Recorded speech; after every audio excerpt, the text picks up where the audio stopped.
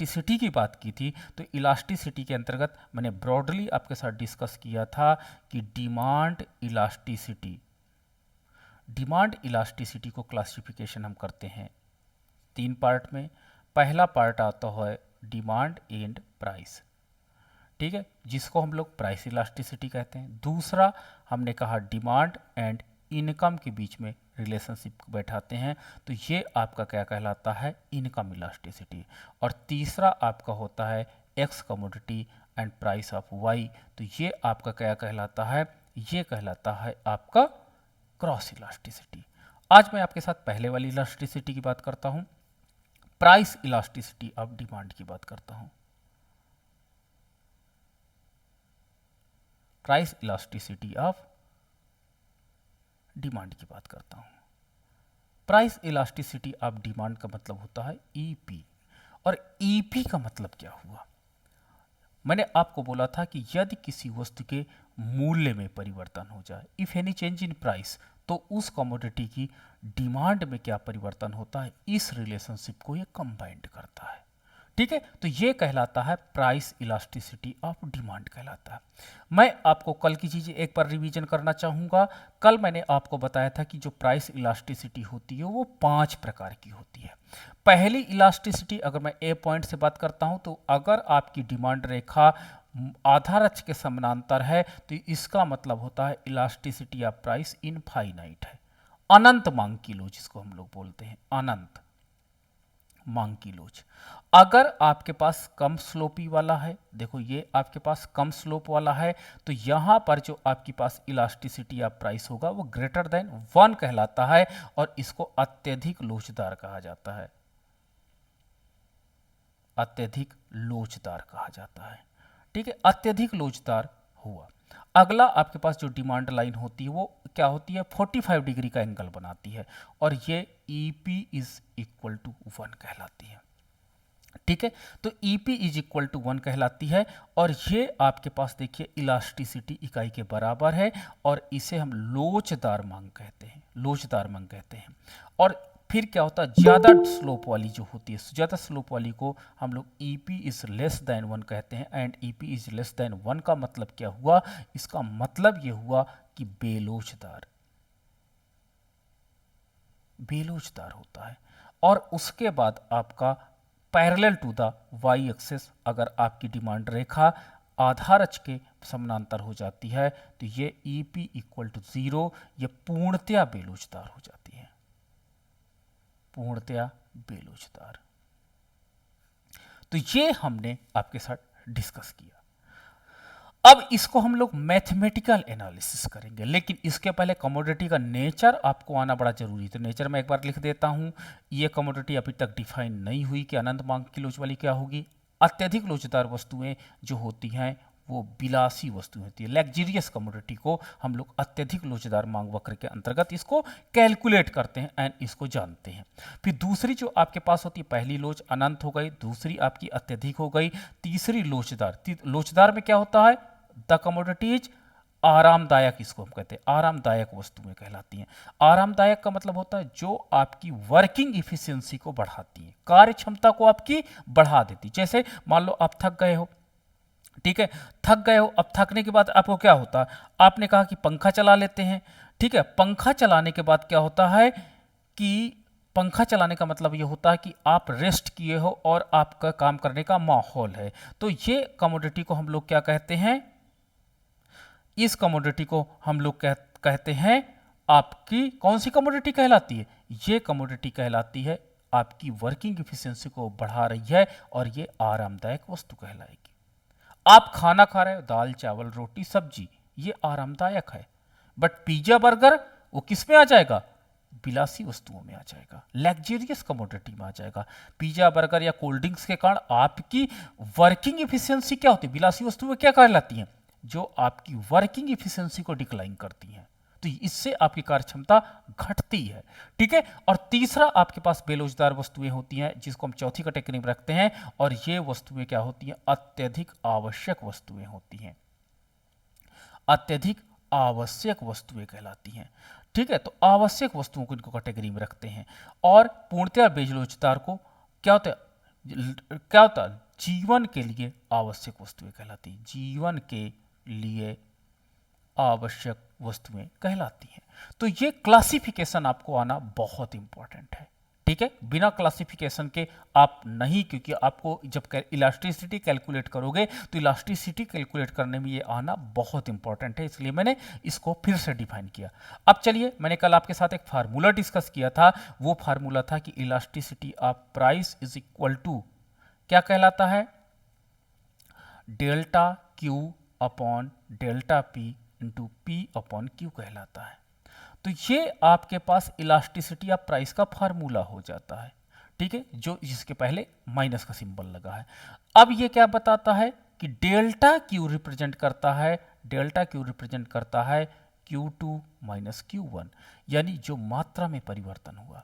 Delta P क्या represent करता है, P2 माइनस P1, यानी जो प्राइस में चेंज हुआ। P मतलब क्या है, P का मतलब होता प्रारंभिक मूल्य, दैट इज P1। Q का मतलब क्या है, Q1 प्रारंभिक मात्रा, दैट इज Q1।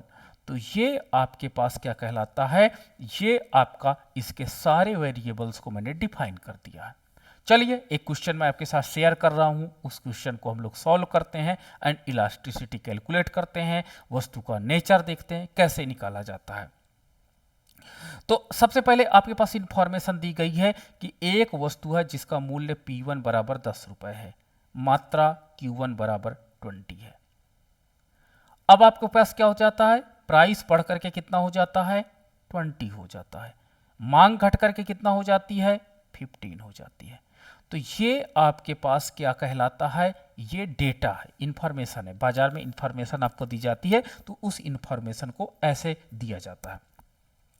अब आपसे प्रश्न रखा जाता है कि please calculate the elasticity and also define the nature of commodity, also define the nature of commodity.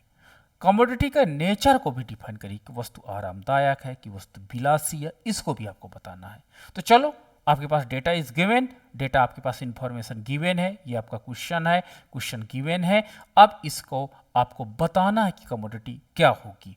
तो चलो हम लोग देखते हैं। तो सबसे पहले डेल्टा क्यू का मान कितना होगा, तो डेल्टा क्यू का मान का मतलब होता है Q2 माइनस Q1, और Q2 माइनस Q1 यानी 15 में से 20 को माइनस करेंगे, 15 माइनस 20 माइनस 5, तो माइनस 5 हो जाता है, माइनस 5 हो जाता है, ठीक है। दूसरा delta P equal to P2 minus P1, तो P2 कितना हुआ 20 माइनस 10, तो ये आपका हो जाएगा 10। तो ये आपका डेल्टा पी है। P equal to P1, P1 क्या है आपका 10 है, जो P इक्वल टू है, यानी P की वैल्यू P1 है, जो 10 है। Q की वैल्यू Q1 है, Q इक्वल टू Q1, और Q1 इक्वल टू आपका कितना है 20 है। तो सारी इंफॉर्मेशन को हमने ट्रैक कर लिया। अब जारी सारी इंफॉर्मेशन को जब हमने ट्रैक कर लिया, तो इस इंफॉर्मेशन को हम लोग कैसे कर रखेंगे, वैल्यू इसमें रख देते इस फार्मूले में, तो आपका हो जाएगा EP equal to delta Q का मान कितना हो जाता है, -5 अपॉन डेल्टा पी का मान 10 हो जाता है, इंटू पी का मान कितना हो जाता है, P1 दैट इज 10, क्यू का मान कितना हो जाता है, Q1 दैट इज 20। तो ये हमने सारी वैल्यूज को रख दिया, माइनस से माइनस कैंसिल हो गया, 10 से 10 कैंसिल हो गया, 5 चौको 20 हो गया, यानी आपका आया 1/4 मतलब 0.5, यानी वस्तु की मांग की लोच EP equal to less than 1 है। वस्तु कौन सी होगी, वस्तु आवश्यक होगी, आवश्यक वस्तु को रिप्रेजेंट कर रही है, क्योंकि आवश्यक वस्तु के संदर्भ में मांग की लोच इकाई से कम होती है, और ये कमोडिटी आपको यहाँ पर बेलोचदार वस्तु दिखाई पड़ गई, ठीक है। तो बेलोचदार वस्तु के संदर्भ में आप देख सकते हो कि जो वस्तु की मांग की लोच होती है, वो वस्तु की मांग की लोच आपके पास क्या कहलाती है, वस्तु की मांग की लोच आपकी इकाई से कम होती है, ठीक है। तो चलो नेक्स्ट है आपका, एक क्वेश्चन और देख लेते हैं, और फिर हम आपसे क्वेश्चन सॉल्व करवाएंगे। एक इंफॉर्मेशन आपको दी गई है, द इंफॉर्मेशन इज गिवन, क्या इंफॉर्मेशन है? एक वस्तु का मूल्य तथा उसकी मात्राएं दी गई हैं क्रमशः। वस्तु का मूल्य तथा मात्राएं क्रमशः दी गई हैं। ठीक है, स्टेज दिया गया है,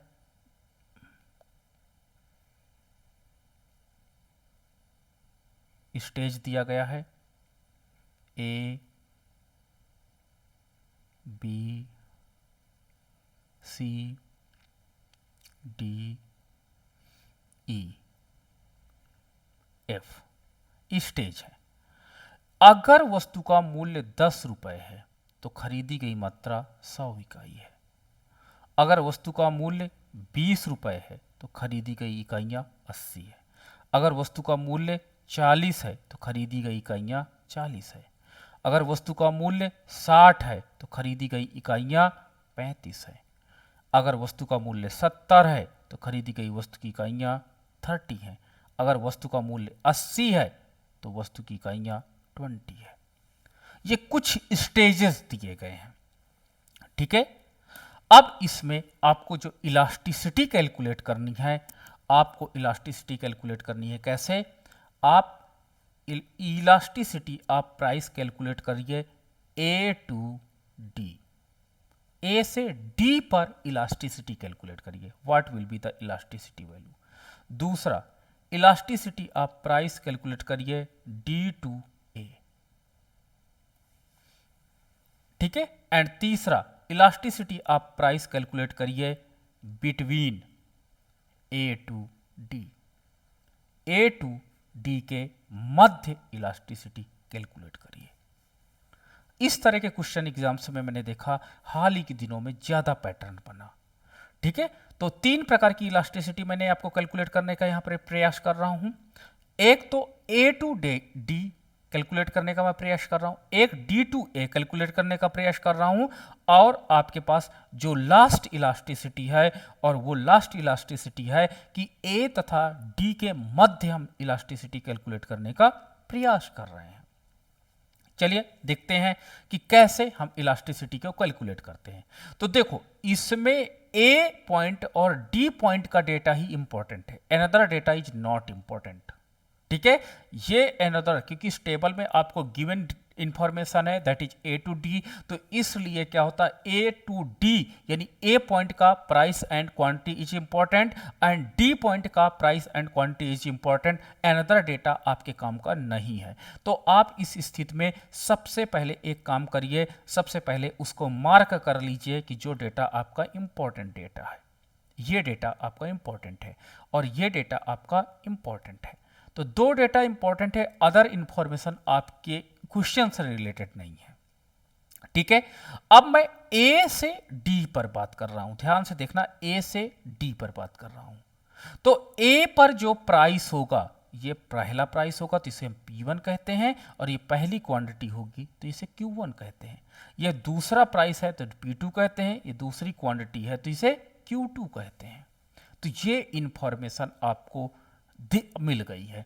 अब सेम यही क्वेश्चन सॉल्व बन गया, क्योंकि 2 डेटा आपको मिल गया, P1 P2 मिल गया, Q1 Q2 मिल गया। तो अब आप elasticity of price A to D calculate कर सकते हो। चलो कैसे कैलकुलेट करते हैं, वही फार्मूला है आपका delta Q upon delta P minus करके इंटू P अपॉन Q। ये आपके पास डेटा दिया है।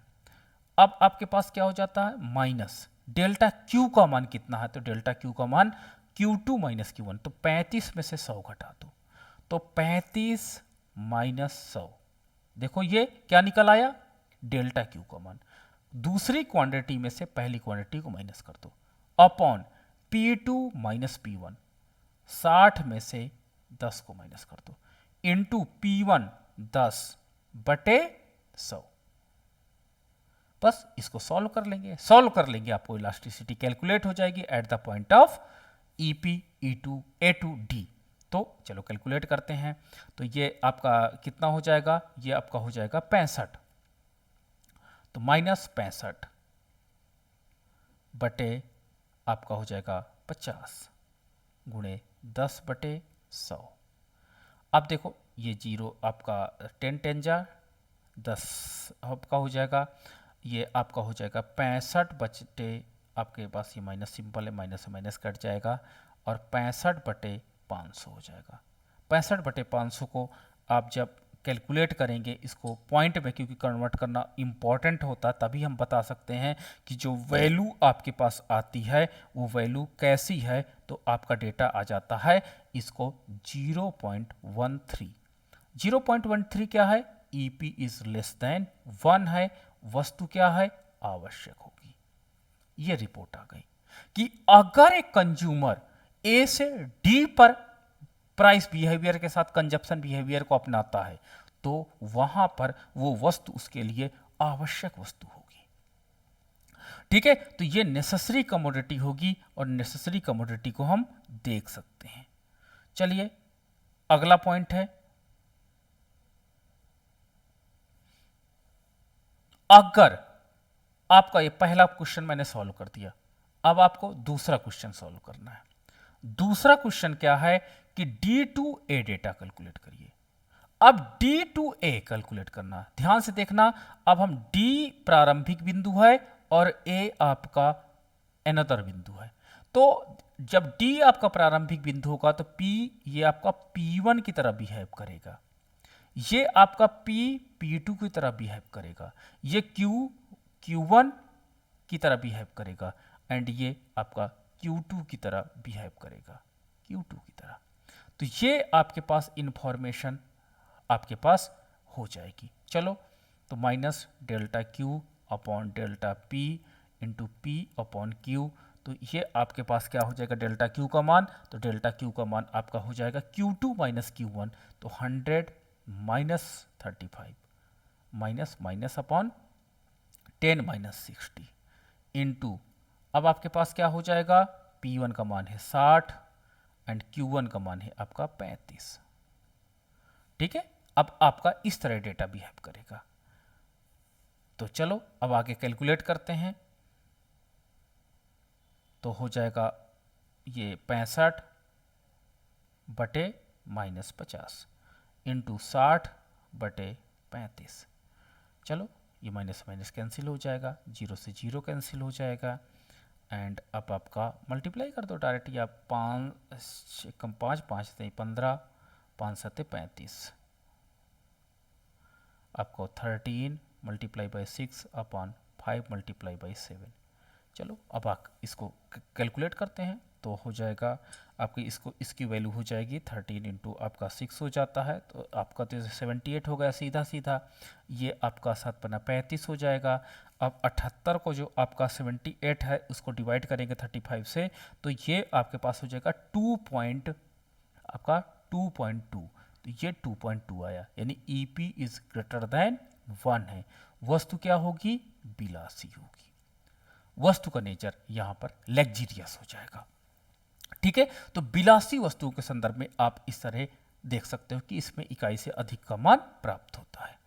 अब आपके पास आता है क्वेश्चन आता है कि बिटवीन कैलकुलेट कैसे करेंगे। तीसरा क्वेश्चन जो इसी में बनाया गया है कि बिटवीन वाले क्वेश्चंस को हम लोग कैसे सॉल्व करते हैं।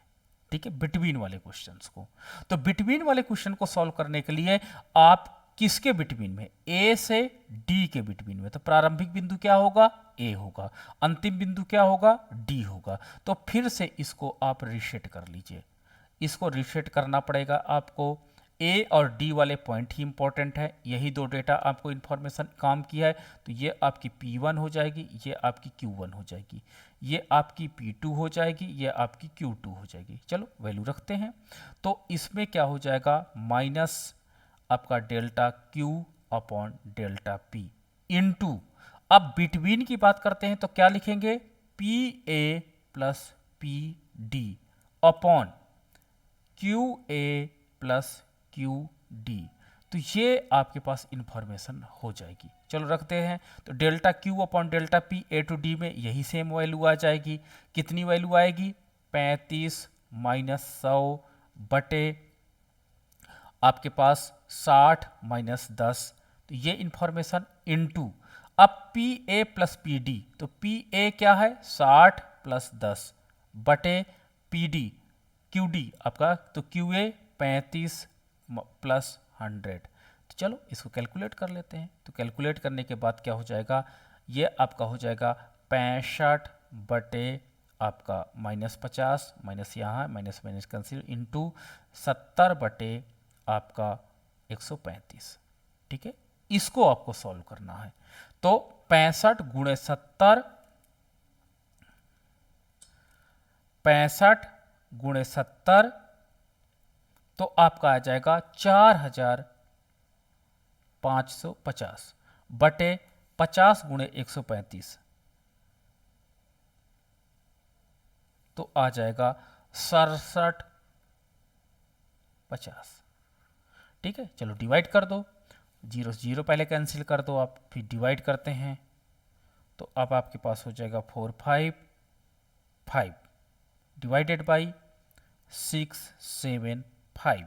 तो ये आपका आ जाता है डिवाइड करने के बाद 0.67, यानी elasticity EP is less than 1 है। लेस देन 1 का मतलब वस्तु आवश्यक है। ठीक है, वस्तु आवश्यक है, ये आपको यहां पर इंफॉर्मेशन मिल जाती है। तो इस तरह इस प्रश्नों के सॉल्व किया जाता है। ठीक है, इस तरह प्रश्न आपके एग्जाम्स में आ सकते हैं और इस तरह आपको सॉल्यूशन निकालना है जो मैंने आपको यहाँ पे डिस्प्ले करके बताया है। तो ये हमारे कॉम्पिटिटिव एग्जाम्स में भी कभी कभी पूछ लिए जाते हैं, तो ये इंपॉर्टेंट आपका क्वेश्चन है। अगर इस क्वेश्चन से